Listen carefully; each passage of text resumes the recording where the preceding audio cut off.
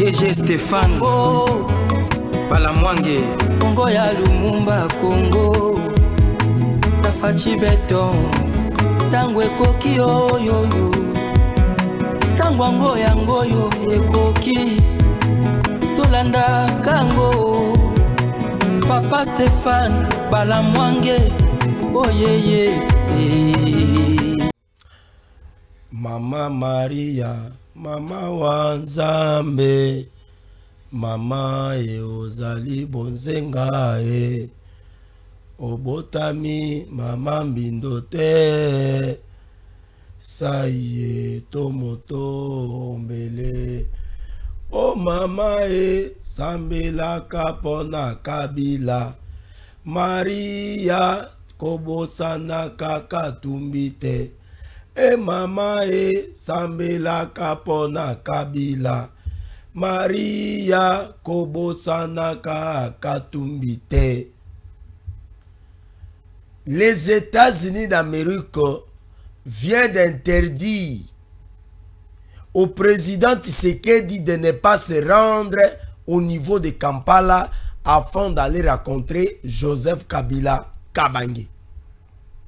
Je dis bien, les États-Unis d'Amérique, à travers les départements d'État américains, Bawuti koyebisa na mokonzi ya mboka na biso Félix Antoine Tshisekedi Tshilombo, le fils biologique et politique idéologique du fait Étienne Tshisekedi Wamulumba, le leader maxime, les charismatiques. Les Américains l'ont dit, hein, il ne faut pas aller au niveau de Kampala. C'est quoi alors la raison? Tout développer en moi. Une délégation rwandaise avec une délégation du M23. On aurait aussi appris qu'il y a une délégation congolaise, mais qui jusque-là n'est pas encore annoncée, afin de se rencontrer au niveau de Doha auprès du prince Émir Ali Tani. Je ne sais pas si j'ai bien prononcé le nom. Cette délégation se rend au niveau du Qatar sans la présence de Nanga. Est-ce que le président Kagame, il est en train d'éviter Nanga afin de tomber dans ce qui s'est passé dans l'AFDEL? Parce que l'AFDEL a été créé par le Rwanda en soutien de l'Ouganda, mais malheureusement, tant on va créer Ango, M. Kabila, Laurent Désiré, aye azubo konzi a balukela ba Rwandais na Kagame. Il a fallu boma Kabila ba assassiner le père pour moi na ya kozwa bokonzi afin que M. Kagame azwa o babengaka intérêt après avoir kokende ko soutenir nani Kabila pour la kozwa nini bokonzi. Et une signature de cessez-le-feu entre les membres de la délégation, il y a un chef d'état-major, il y a Sadek, il y a M23, il y a un représentant de MONUSCO, il signé yango lelo na niveau ya Goma. Ba sengi cessez-le-feu, ba lobie que motomo côté abeta lisusu Masas. Mais ce qui m'inquiète, pourquoi ba signer cessez-le-feu? Que c'est le M23 n'est à faciliter le départ de militaires de la MONUSCO. Est-ce que M23 a commis armée régulière congolaise? Est-ce que M23 a commis bongo pour représenter le commandant suprême? On aurait beau d'y entendre que non, M23 avec la SADC, avec la MONUSCO, signé accord, il a cessé les faits, et la SADC avec la MONUSCO ko faciliter départ ya M23. Mais pourquoi les lo oyo ko signer un document, un accord où ezali y a cessé les faits, mais on lié et place que accord wana ezala exécuté, ezala facilité soit par la mission d'organisation pour la stabilité des Nations Unies au Congo, ou alors par la mission de la SAMIDF ou alors de la SADC, mais et comme que M23 ne azolinga ko faciliter tâche pour na nini départ ya ba mission ya ba militaire ya SADC o bazali ya Zambie o bazali ya Malawi o bazali ya oui Zambie Malawi et consort. Oui, Zambie, Malawi, na Zimbabwe, na Tanzanie. Baluka osala nini kobima bakende. Bandeko balandi na tombeli bino boyoki malamu boyebi nga déjà est-ce qu'il faut se présenter les sous. Bon, notez. Mara Bobola, je suis le combattant contre les antivaleurs, les détournements, les vols, les pillages. Kosala biloko ya mabe pour faire souffrir les peuples. Ngai Mara Bobola, c'est mon combat politique. Si les chefs de l'État volent le dernier public des peuples congolais, moi, Mara Bobola, je serai le premier à les dénoncer. Parce que nous n'accompagnons pas les chefs de l'État afin de voler, de piller les ressources financières de la République démocratique du Congo. Nous accompagnons les chefs de l'État afin de pouvoir réussir sa vision au Ezali. Yakoluka Kotia Kimia na Est, la pacification de la partie Est de la République démocratique du Congo, et puis de deux, Yakoluka Ko pesa obabenga la dignité du peuple congolais, et puis yako combattre les inégalités socio-économiques dans mboka na biso. Et donc, kaka biso ba oyo, netozali ko crédibiliser la vision du chef de l'État, Yakoluka ndenge nini yako accompagner. Totiki nano makambo ya rencontre ya Kabila na chef de l'État na nanga na niveau ya Kampala, totiki pe makambo ya rencontre où ezali ya délégation rwandaise na délégation congolaise où ezali ya Sultan Makenga, Bertrand Bisimwa na Nzenzi, si Nzenzi quelque chose comme ça, où bazali ba commandant ya ba opération et puis chargé ya ba renseignement militaire na compte ya M23 ndenge bazako kende na Doha toti ngona no pembeni. Alors, na lingina pe sabino biscuit ya muke. Depuis un certain moment donné, j'ai commencé un peu à réfléchir autour de la régulation et puis de la taxation. Il y a ba prix au ezali, il y a ba transport na ville province à Kinshasa. Le gouverneur, il y a ville province de Kinshasa à travers le ministère provincial, il y a transport et voies de communication. Basalo babengaka basignaki les arrêtés bazwaki décision pour la makambo etali ba transport ba fixer yango ba tronçon Kingasani zando pompage roponga ba zando lemba victoire zando victoire lemba limité et consort. Mais il y a une question que moi je me pose. Pourquoi jusqu'à présent le gouvernement provincial de Kinshasa, de ministère des Transports et voies de communication, pourquoi n'arrive-t-il pas à réguler et à fixer les transports de Wewa de Bana moto? On ne peut pas comprendre que Tozana Moka Oyo, Bato Bazako vivre. Pour se déplacer aujourd'hui, Tozana ba moyen de transport ezali, ba bis ezali, taxi ezali, notamment ba esprit de vie, transco et consort. Mais bana ba moto, pourquoi le gouvernement azako koka ko fixer transport na bangote? Na meki ko tu na bana ba moto, ba yebi singa moto ba ko tiaka jamais pris na ngo. Regardez comment on défie un état. Regardez comment bana ba moto bazako lo ba yeke bango gouvernement akotia pris na bangote. Na tuni bango raison eza nini? Oh non, parce que moto et comme à place oyo mituka ko komate. Regardez un peu des raisons où ezali infondé, ba raison moko où eza valable té. Nazali ko sa la proposition. Nazali ko sunga Daniel Bumba. Bozo nini oyo botindela Daniel Bumba. Bino bato bomesana ko kata, ça c'est plus important. Ça regarde maintenant notre vie à nous tous. Ezala vie na ngai, ezala ya Jansi, ezala ya Pierre, ezala pe ya yonde koza kolanda biso. Nazo senga na ministère ya transport ya ville province de Kinshasa. Bon meka ko fixer ba prix ya bana wa moto même par commune. Nenge zalaka kala de commune à commune. C'est-à-dire que moi na moto soki azali na commune par exemple ya Lemba azui moto na commune ya Lemba aza komema ye kaka na commune ya Lemba bo fixer prix na yango. Soki mwana moto alongo na commune ya Lemba aza komema moto na commune ya Ngaba bo fixer prix na ngo. Soki mwana moto aza komoma amemi moto na commune ya Kasavubu et que azana ye kaka na commune ya Kasavubu on fixe les prix. Soki a traversé par exemple deux communes alongo par exemple commune ya Kasavubu azo kende na ye na commune o ezali peut-être ya Lemba, c'est-à-dire à traverser commune à limité et puis à traverser à commune à Lemba pour fixer prix. Soki mwana moto ndenge ba ndeko ba kendaka ba quartier 1 na Victoire awa azu mwana azu mutu ou bien deux personnes a même ba na moto batali combien de communes o ba traverser batali commune à limité batali non commune à Kalamu batali commune à limité batali commune ya Matete batali soit commune ya Njili et consort, on fixe les prix.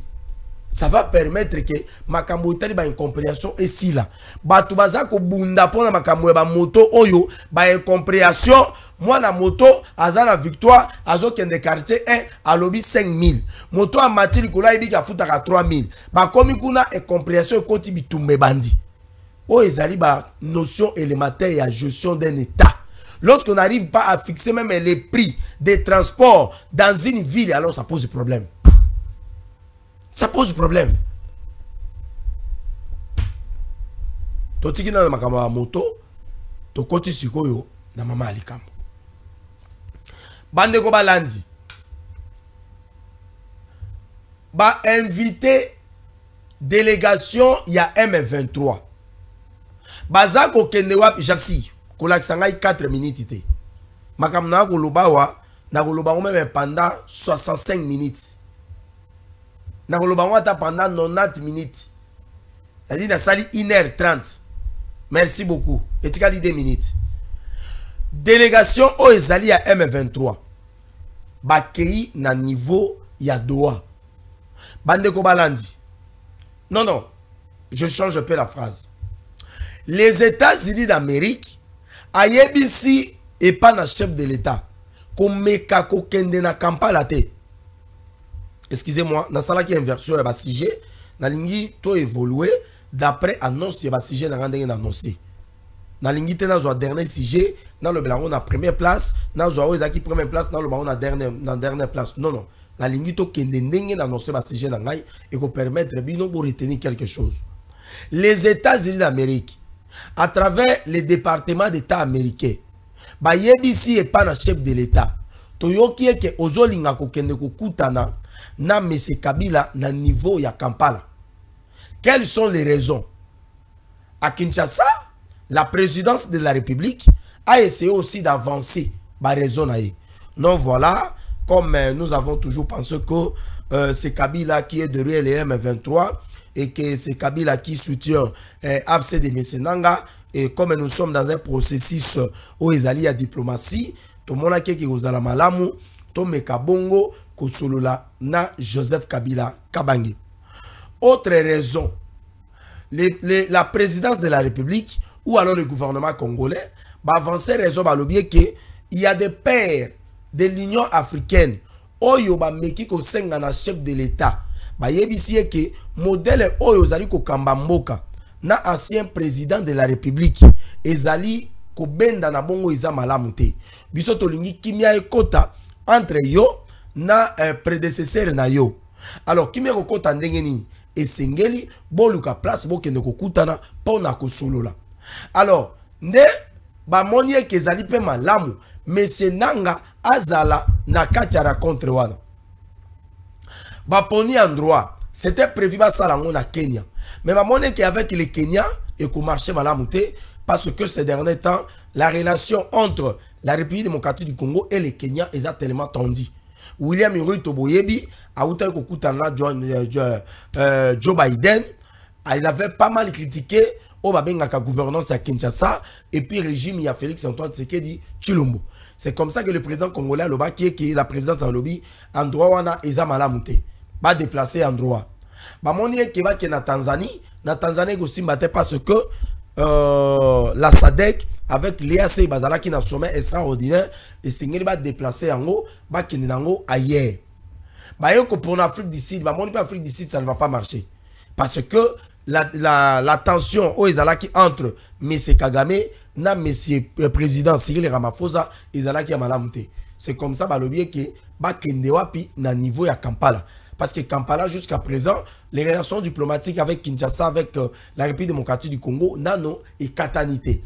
Même si le fils Oyazali Naira Gato, voilà, Oyazali Mwozi Naira Gato, sous Naira Gabo, quelque chose comme ça, Azali ko déranger le régime à Kinshasa, alors le président Tshisekedi a outai ko zala kuna dernièrement a kutana na Museveni ba solo la ki epi ba mekai ko signer ba accord izali ya ko tonga banzela ba accord ya ba investissement et consort. C'est comme ça ba poni Kampala ezala lié ya rencontre entre le président de la République démocratique du Congo et l'ancien président Joseph Kabila ainsi que M. Corneille Nangaa. Balo bana ba vérité. Oyoyo, sera viola qui est lokoyo, bah il que papa, vous êtes mal comporté, que ça la bon côté. Oyo, sera ça qui va reprocher et ça va passer. Mais les États-Unis d'Amérique, il y a ici le président congolais, comme Mekako Kende Kunate, Nani atindi yokuna. Nani yango a payé autorisation, Yako Kende Kuna. Le président congolais voulait passer. Ah bien non, non, non, non, non, non, non. Nous avons un accord. Oyebite que nous avons une série des accords oyo tozali kolinga ko signer na bino la République démocratique du Congo qui vous dit que lorsque vous allez vous rendre na niveau ya Kampala okutani na Kabila okutani na Nanga sous la médiation ya Museveni nani ayebisi yo ke ba M23 va se retirer na Congo.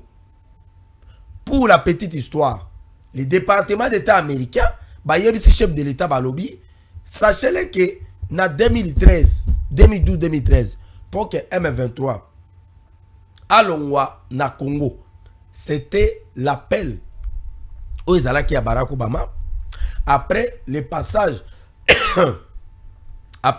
Yanani aux Zalaki à John Kerry. C'est comme ça que M23 va venir na Congo. Les Américains ont demandé au chef de l'État, à la présidence, mais pourquoi vous avez Kuna? C'est nous qui avons le pouvoir. Biso togoye bisa Kagame, togoye bisa Yaye, bimisa ba troupe non ya Congo et l'histoire va finir. C'est comme ça que Kabila mona ki ango ezalaki o ba bengaka une raison valable et une occasion, une opportunité ya kolukokuta na chef de l'État depuis ba Kabona, depuis na ndenge bimamboka en katimini ndenge ya Kima na ndenge azoko kende ko wanga na kiaza ko soutenir AFCT alors que ba prévision so et monanie que Kabila est en train de soutenir le FC ou alors l'AFC. Nanga de son côté a moni ango pe que ezali opportunité malamu parce que Nanga azali ko tambola kaka o ba benga kana liwa eza pembe naye. Nanga, moi je l'ai toujours dit, c'est notre frère. Nous l'aimons. Mais misala Nanga eza malamu te. Nanga est allé s'allier avec les gens, les génocidaires. Les Congolais n'ont pas l'esprit, n'ont pas le sang des génocides. Bisoto bomanagate. Le sang d'une personne n'est pas dans un bantou, ezali sacré. Mais pas dans une nilotique, ce n'est pas le cas. Nanga monnaie qu'ezali opportunité pour na kolukanini qu'on s'est sauvé. Mais malheureusement, les Américains va péki si chef de l'État balobi ko kende Kampala te. Soki okei Kampala, soit accord o ezali ya o tuzoni nga ko signer na Kinshasa, nous n'allons plus les signer. Nous allons les signer soit avec le Rwanda ou soit nous allons les signer avec l'Ouganda. C'est comme ça que le président de la République Azali Sukoyo n'a obligation soit en demande américain, soit à Télémila Bango, soit à Kenoromon Aeke, le col ancien président de la République Azali ko déranger à travers AFC, à travers Mobondo, à travers Malaïka Namanyema, à travers les M23. C'est une occasion, Bakutarana prédécesseur naye, Basolo la Kimia et Kota, Asil Samanda naye, a organisé ma élection et Soki. Kabila Kozana Moto, Oya Koninga ko présenter le col à candidat, soit le col à Nanga, il n'y a pas de problème.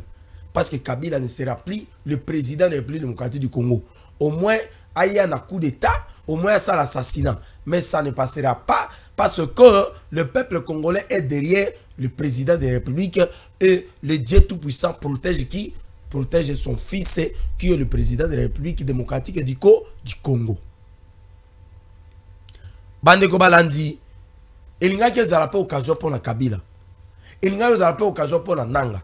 Oyo azalaki condamné à mort, oyo va saisir ba bien aye, nanga monié que c'est une occasion pour moi, ba bien nanga récupérer yango, mbongo nanga ezali bloqué na ba banque américaine européenne, même na Kinshasa, moi si na bana, moyen ezate, famille nanga ba komi éparpillé, kimi ezate, na profiter na sa nini, na récupérer na zonga la vie normale. Bandeko balandi, voilà pourquoi tous allez regretter na absence ya nanga na niveau ya Doha. Lokola tozolo ba makambo ya sécurité na Est. Délégation ezali attendi.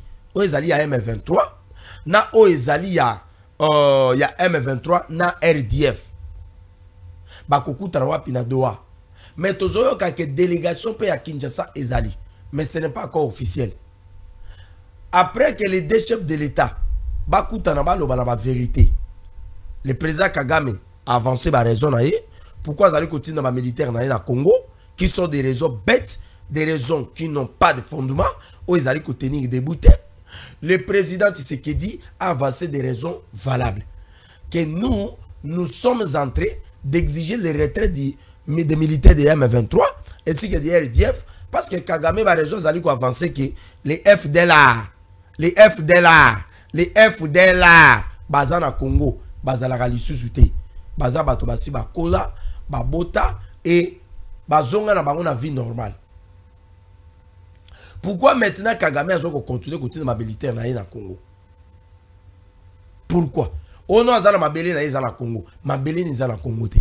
Ils se sont dit de vérité et les princes émis à promettre bango que kimia esenge sanini ekota. Bandimi bango nyoso mibale c'est le fait na ndenge bolanda ki wana. Et puis, dans le retrait immédiat, il y a des troupes étrangères, surtout à M23, na RDF, Wapi, na Goma, na Bukavu, na ma localité, nyoso, bazaliko occupé. Alors, après cela, il faut sukoyo, ma discussion franche et directe entre la République démocratique du Congo, qui sera représentée par une représentation, et avec la délégation du M23, ainsi que du RDF. Est-ce que la rencontre où ils allaient qui prévu, na Luanda, oyo mezala ki manqué nde yango sikoyo bakokende kokuta nango na niveau ya Doha. Pourquoi on a abandonné Joao Lorenzo? Mais nous vous disons que la relation entre le président de la République démocratique du Congo et son homologue, le président Joao Lorenzo, reste toujours des relations privilégiées et très protégées, très sécurisées. Jusque-là, le président de la République n'a pas saboté la démarche menée par le président Joao Lorenzo. Nous avons toujours donné du crédit. La République démocratique du Congo a été bel et bien représentée. Il y a une délégation qui était présente au niveau de Luanda afin d'attendre que M. Bertrand Bisimwa puisse arriver représenter les M23 et amorcer les discussions. Mais malheureusement, cela n'a pas eu lieu parce que Bertrand Bisimwa ne s'est pas présenté. Parce que M. Kagame savait qu'il y aurait une rencontre au niveau ya Doha entre yé na le président Tshisekedi parce que c'était une démarche qui a été menée par qui? Par M. Kagame. Alors, le col bakokuta na Doha, moi je pense, ba problème nyonso bakoloba yango et puis moto na moto a présenter ba doléance na ye et les princes oyazali à Doha a ramener des parties. La partie congolaise va présenter ba garantie na bango, la partie rwandaise avec les M23 va présenter au babenga ba inquiétude na bango et les princes oyazali Arabie Saoudite a trouvé ce compromis pour ramener les deux parties sur la table des raisons afin que la paix puisse revenir et la stabilité revienne dans cette partie de la République démocratique du Congo qui est désormais considérée comme la zone rouge et un foyer de tension entre les deux pays qui sont le pays les plus proches parmi les pays du monde. Mais ce qui nous inquiète, ezali absence ya Mese Nanga. Pourquoi Nanga ne s'est pas rendu à niveau ya Doha? Pourquoi Nanga a accueilli à niveau ya Doha te? Pourquoi? Parce que balobé que délégation ya M23, c'est le colonel Nzenze, si je ne me trompe pas. celui qui est chargé des questions des opérations et puis des renseignements militaires à M23. Na Bertrand Bisimwa oyo azali président ya nani ya M23. Bangonde bakokende na bato mususu. Maintenant azali absent. Bato bele balobie ke Kagame azali sous en confiance en Nangate. Parce que nanga makambo batina ketsa na Goma ya ke kusa makambo mususu. Nanga baloba ite ke bato bakufa. Nanga pesi autorisation bato bakufi na Goma. Yango omoni nanga moya kende na doa ezate. Alors l'histoire se répète. Même à niveau ya Luanda, invitation batinda qui n'est pas na Bertrand Bisimwa. Mais pourquoi on commence à isoler notre frère? Voilà pourquoi on a kolobaye que nanga soza moto mosusu a se déguiser même na moisi, a se déguiser même na mannequin. Bon, na taille na moi za mannequin ezate. A se déguiser même na ebité na moi soza na zemi. Excusez-moi. Alata jupe, alati robe, ba maquillé akati mandefu bien, alati manette na kachine na kabelo, akota na avion, aya kokimela ata awa na Ghana, place a bandaki kobimata wabimaki na Congo. Parce que nanga n'est plus considéré. Nanga n'est plus considéré. Bande ko balandi, na moni ye auti ko sa la conférence. Na ba étudiant ya Inigoma. Mais na moni pembeni ya nanga azaka na drapeau ya ba Congolais. Azaka na drapeau ya République démocratique du Congo. Mais je me demande, ozo sa la conférence na ba étudiant congolais dans une université congolaise, mais avec le drapeau de la République démocratique du Congo. Ce qui est bien parce que vous êtes congolais. Mais pourquoi celui qui est nommé le gouverneur de la province du Nord Kivu, qui est au niveau de Goma, pourquoi c'est un sujet rwandais? Et pourquoi le vice-gouverneur qui a été nommé par M. Kagame, en passant par M. Nanga, qui est le coordonnateur de l'AFC, qui est aussi un Rwandais d'origine, mais qui est Canadien d'origine rwandaise. Mais si Nanga organise cette conférence, il a le drapeau de la République démocratique du Congo à ses côtés. Mais pourquoi ne pas avoir les FARDC qui assurent la sécurité de cette conférence? Parce que ce sont les militaires rwandais que j'ai vu qui sont en train de sécuriser cette activité entre M. Nanga ainsi que les étudiants congolais de la partie de l'Est de la République démocratique du Congo dans la ville Provence, dans la ville martyre de Goma. Et pourquoi Nanga est sécurisé par les Rwandais? Et pourquoi la police rwandaise est sur le sol congolais à partir de Goma? Tout ça, qu'on a vu ce que à un certain moment de la vie, il faut accepter d'être exploité. Ce que M. Kagame est en train de faire à notre frère Nanga, c'est une exploitation de l'homme par l'homme. Nanga n'est qu'une chimère. Nanga n'est qu'une, comment on appelle ça, une marionnette. Nanga n'est qu'une fourchette qu'on utilise pour prendre quelque chose. Dans ce ça, Kulutu Nangai Corneille Nanga, d'après sur conseil, se déguiser à Tana Mwasi, Okima, Goma, o se retrouver à Tana Ghana. O senga ba Congolais, pardon. Congolais aza motema malamu. Congolais aza motema mabete. Congolais a kobosa na biloko wana peut-être moi à la longue, tu es bien que oui, tu as été utilisé consort ba kolimbisa yo. Le corps ba osa la consultation, o kokipe ozo avion à partir à Ghana, o kitia wa oye oza consulter ba ko pesa au moins eloko. Mais ngai na ba principe na ngai, je n'ai jamais été d'accord de négocier avec les rebelles, de négocier avec les terroristes qui ont tué, qui ont violé, qui ont fait des crimes. Oyo basali ndenge bazako sala. Bande ko balandi toza ko kende ko koma na mama likambo na suka. Raconte o boyoki. Raconte oyo boyoki eke le président de la République akutana na Kabila na Uganda na Kampala et ko salema lisusu te. Ba américain ba yebisi chef de l'État ko kende kuna te.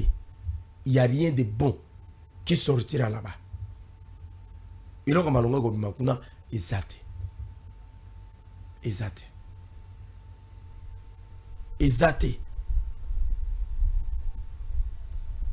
J'en suis. Est-ce que tu as kokata? Est-ce que tu as kokata? Jansi, est-ce que tu as kokata émission te?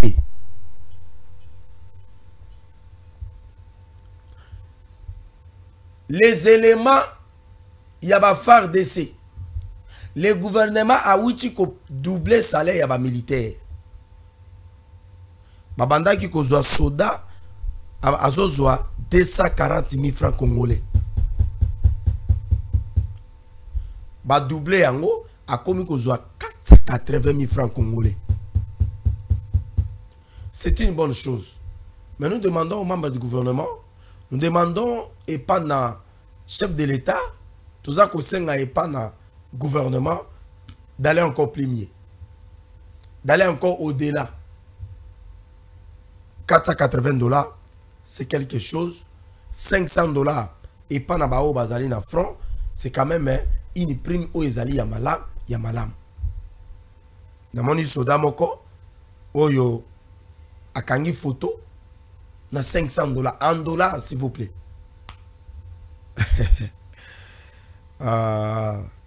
To féliciter le gouvernement pour le logo malam wa sali, et nous pensons que les choses vont évoluer dans le malam. Merci beaucoup bandeko balandi.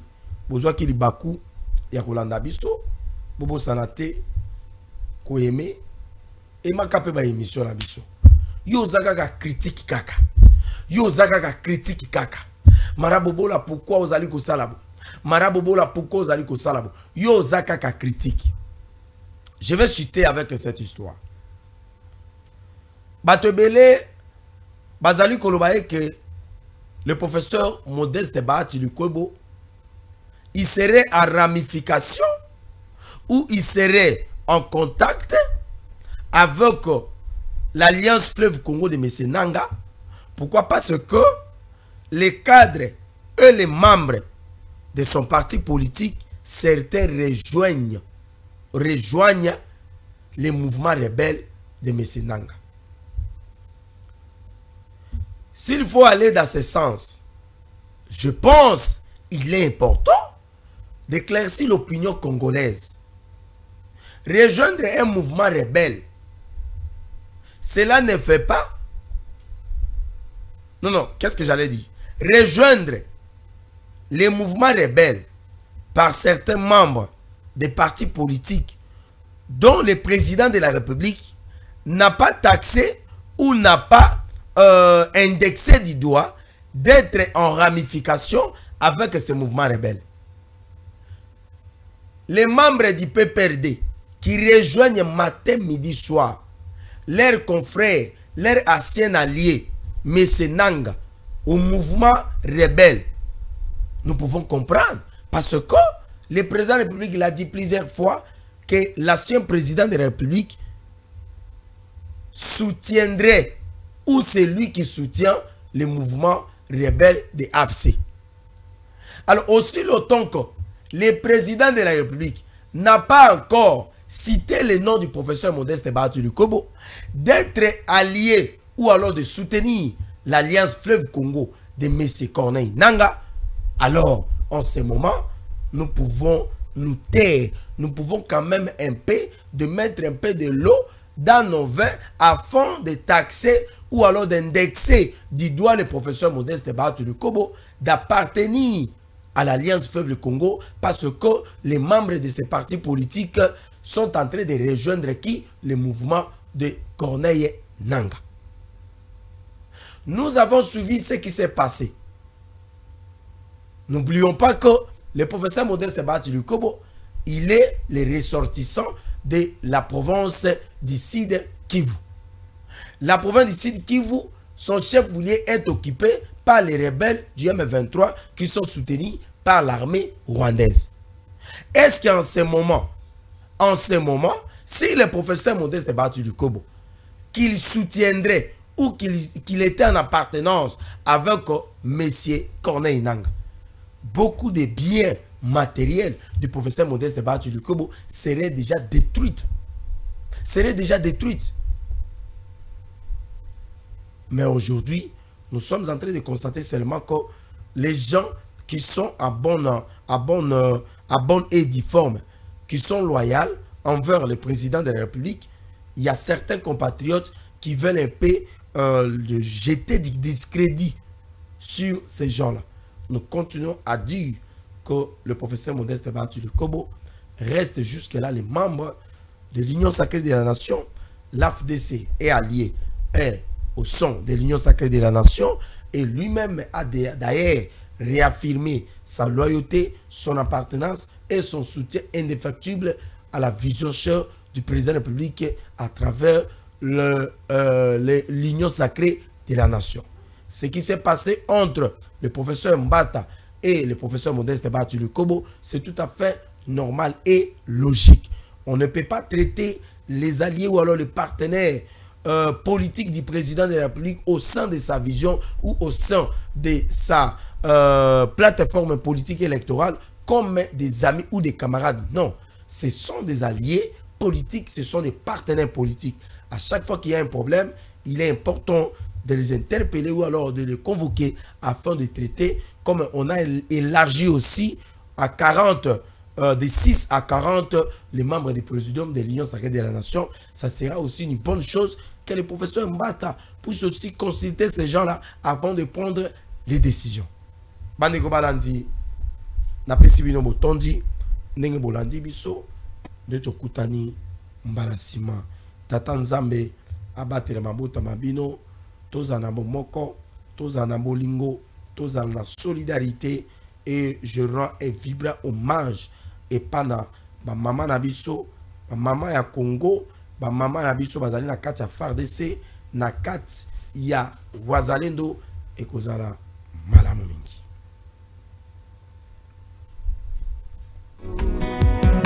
Tangwango yango yo ekoki tolanda kango Papa Stéphane Balamwange oye